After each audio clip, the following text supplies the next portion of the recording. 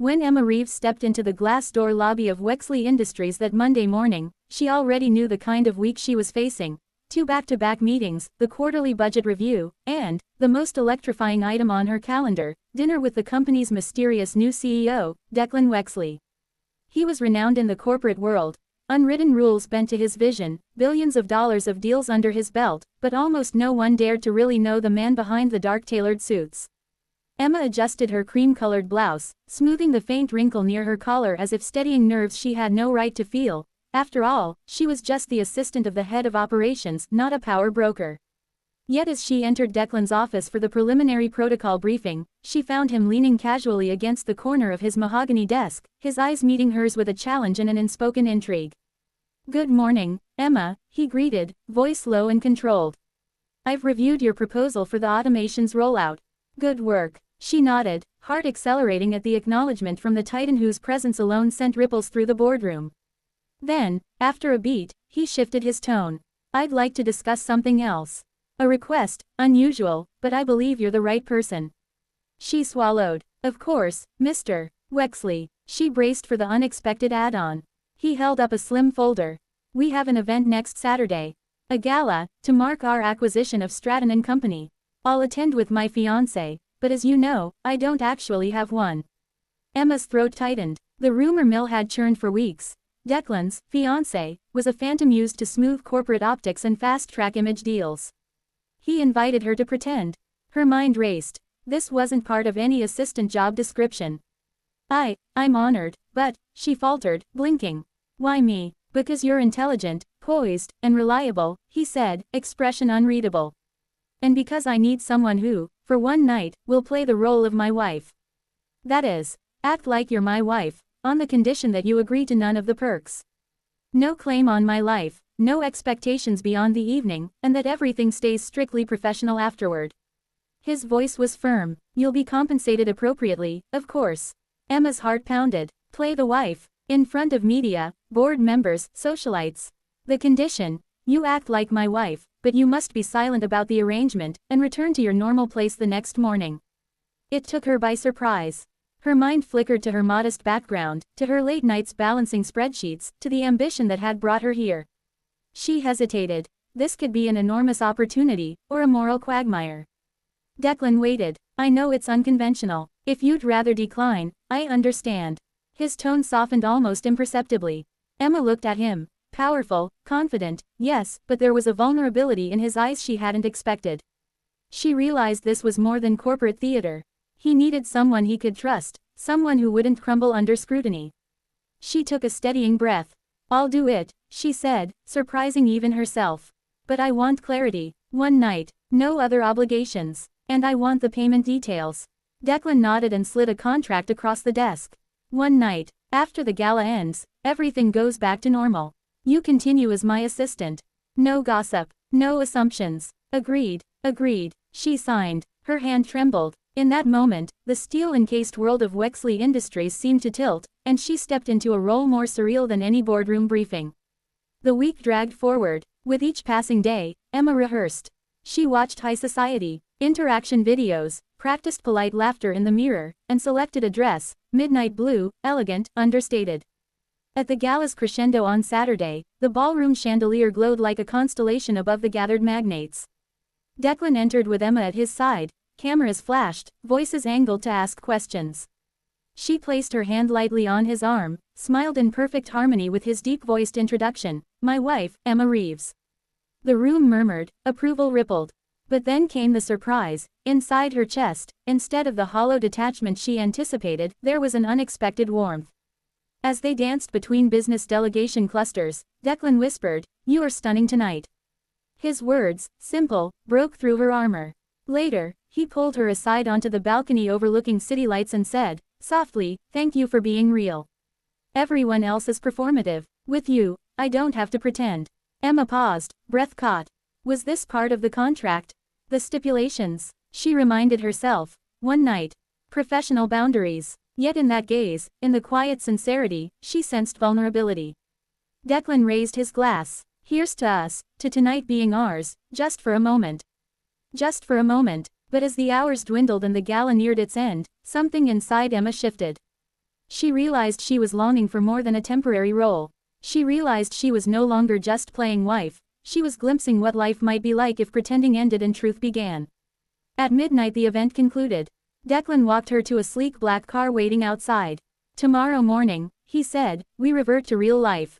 I'll see you at 8 for the budget meeting, no mention of this evening." Emma nodded, smile soft but resolute. "Agreed." He paused, almost hesitated, then leaned forward and pressed a gentle kiss to her temple, a gesture uncontracted, unscripted. In the car ride home, Emma stared out at the cityscape. The contract terms echoed in her mind. She had accepted a condition she nearly refused, for one night. But the unexpected happened. She emerged not only convinced by the deal but shaken by the feelings it stirred. She wasn't just the assistant anymore, and she wasn't just playing the part. She had stepped across a threshold. The morning to come would bring back the scheduling, the spreadsheets, the suffocating routine. But Emma knew things inside had changed, and telling herself this was just for one night suddenly felt like the lie she could no longer tell. Whether she and Declan would ever cross the borders of their defined roles again, or whether this night would remain a neatly wrapped chapter in her career, was not yet clear. But one thing was, the condition had taken her by surprise, not the role, but the effect. And as the city lights dwindled behind her, Emma felt a thrill of something dangerous, something real, and something she didn't yet know how to name. When Maya Pearson accepted the job as executive assistant to billionaire tycoon Adrian Sinclair, she told herself she was ready for the long hours, the high-stakes deals, and the polished veneer of the corporate world. What she hadn't anticipated was being asked to step into a role far outside her job description. Adrian, seated behind a floor-to-ceiling window in his sleek corner office overlooking the city, regarded Maya with a cool intensity. "I need a favor," he said, voice calm. "At the gala next Friday, I want you to act as my wife." Maya's breath caught. She stared at him, caught between confusion and alarm. "Your wife?" she asked, trying to steady her voice. He nodded. "Yes, my fiancé pulled out last week, and the board expects me to have a partner for the event. I don't want to suffer speculation. You'll accompany me, present as my wife. But the condition is this: after the gala, everything goes back to normal. No claims, no expectations. Just one evening." She swallowed. The request was absurd, but the implication of trust, of boldness, fascinated her. She always believed she could handle anything the job threw at her. This felt different. She weighed the risk, her career, her reputation, the moral line. But in that moment she made a decision.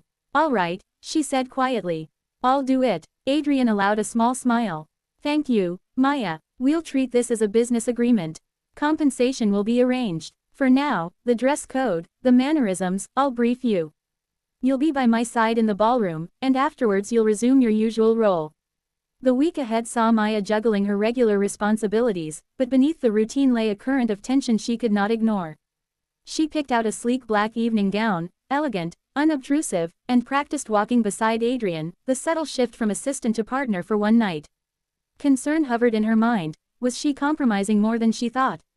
Adrian remained composed, professional, but once or twice she caught a flicker of something else, gratitude, vulnerability, behind his steely exterior. Then the night arrived. The gala was a whirl of flashing cameras, champagne toasts, strategic handshakes. Maya's arm slid through Adrian's, they posed together under the glare of lights. He introduced her with ease. "My wife, Maya Pearson." The words resonated strangely. As they moved through the crowd, Maya felt every eye and camera on them, and yet, beside him, she felt grounded, strangely empowered. Later in the evening, Adrian guided her onto a balcony overlooking the city lights. The noise of the ballroom faded. He said quietly, "Thank you for doing this. I didn't know who else I could trust at my side." Maya looked at him, the contract's terms echoing in her mind. One evening, professional boundaries. Yet the sincerity in his eyes unsettled her. She realized, this isn't just a performance. Something real is at stake. When the time came to leave, Adrian walked her to the car. "Tomorrow morning, we revert to business. No mention of tonight," he reminded her. She nodded, but as she entered the car and the city lights receded, Maya felt something shifting inside. The condition had taken her by surprise, not just the role she'd been asked to play, but the way she felt playing it. Part 2. The next morning felt ordinary. Maya arrived at the office, straightened her blouse, smiled at colleagues as if the previous night had been nothing more than a glamorous babysitting assignment. Adrian remained the composed CEO, she resumed her role as his assistant. The contract had been clear: one night, and then business as usual. Yet as the day unfolded, Maya noticed subtle changes. Adrian called her into his office. "Great job at the gala," he said, handing her a folder. "Here's your bonus, as promised," he added, almost softly, "and thank you for being yourself." The words struck her, not for the part she played, but for the part she hadn't rehearsed. Over the next few days, memory of the evening kept creeping in, the warmth of his hand guiding hers, the moment he paused and really looked at her, the hush of the balcony conversation. She reminded herself of the condition: no expectations, no future beyond the gala. And yet she found herself wondering, what if? Then came the complication. A board member approached Adrian in a public corridor. "Your wife has a very sharp dress sense," he remarked with a chuckle. Adrian said nothing. Maya felt a pang. The role she played was being taken as reality. In that moment she realized the lines were blurring. That night, she found herself unable to sleep. She thought back to Adrian's words, "Thank you for being yourself," and wondered if being herself had meant more than she thought. She wondered if he meant wife, in the temporary sense, or something deeper. The next day, as she brought Adrian his morning coffee, she found him already at his desk, reviewing charts. He looked up. "Maya," he said, "tomorrow there's a board dinner in London.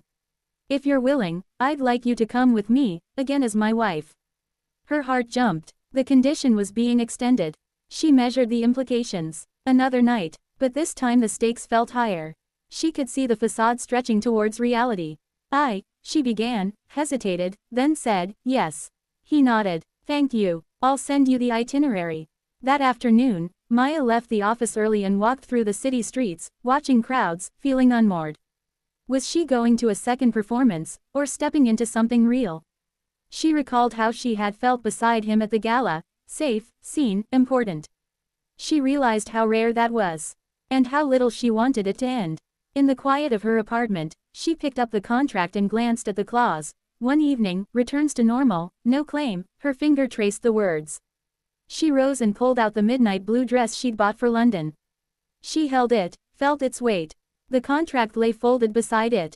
Maya recognized that her decision now would define more than just an image. It would define what she was willing to risk for the possibility of more than one night. And so, she prepared, heart racing, ready for performance, or ready for truth. Because whether she realized it yet or not, the condition had changed everything.